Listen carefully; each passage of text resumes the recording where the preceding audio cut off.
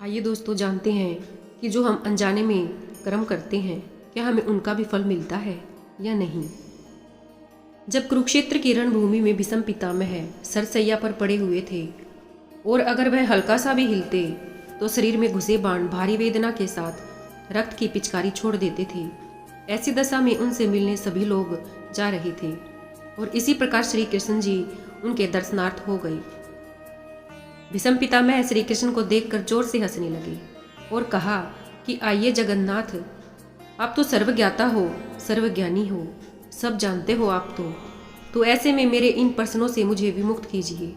कहा जाता है कि यह मृत्युलोक कर्मों का आधार है। जो जैसा करता है वैसा ही पाता है। जिसने जैसे कर्म किए हैं उसे उसी के अनुसार फल भुगतने पड़ते हैं। तो बताइए कि आखिर मैंने ऐसा कौन सा कर्म किया था, आखिर ऐसा कौन सा पाप किया था जिसका परिणाम इतना भयावह मिला है मुझे। श्री कृष्ण ने उनसे कहा कि पितामह, आपके पास तो पहले से ही वह शक्ति है जिससे आप अपने पिछले जन्मों को देख सकते हैं और साथ ही अपने द्वारा किए गए कर्मों को भी जान सकते हैं। फिर आप खुद ही क्यों नहीं देखते। इस तरह पितामह ने उत्तर दिया कि नंद किशोर, मैं अकेला पड़ा यही कर रहा हूँ। मैंने सब देख लिया और अभी तक अपने 100 जन्म देख चुका हूँ, वह भी बहुत बारीकी से।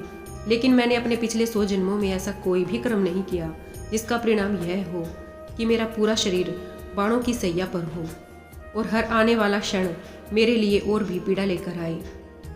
श्री कृष्ण उनकी यह व्यथा दूर करते हुए बोले कि पितामह, एक भाव और पीछे जाएं, आपको अपने हर सवाल का जवाब मिल जाएगा।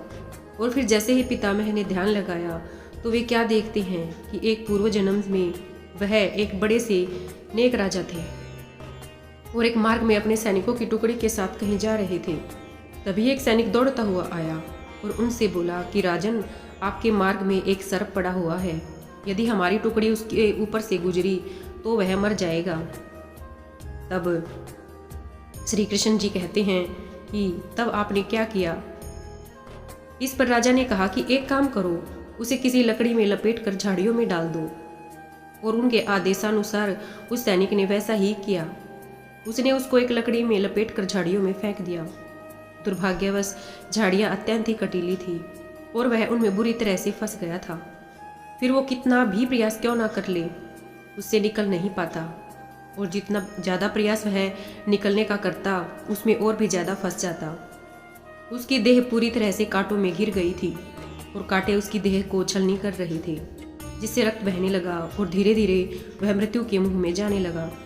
और 5-6 दिन की तड़प के बाद उसने अपने प्राण त्याग दिए।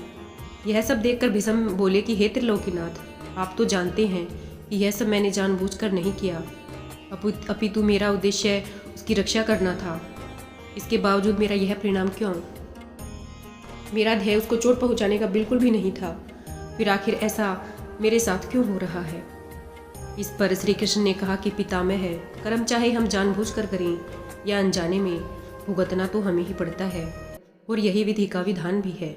अगर कोई व्यक्ति यह कहे कि मैंने अनजाने में जहर खा लिया है तो इसका मतलब यह नहीं है कि जहर अपना असर छोड़ देगा।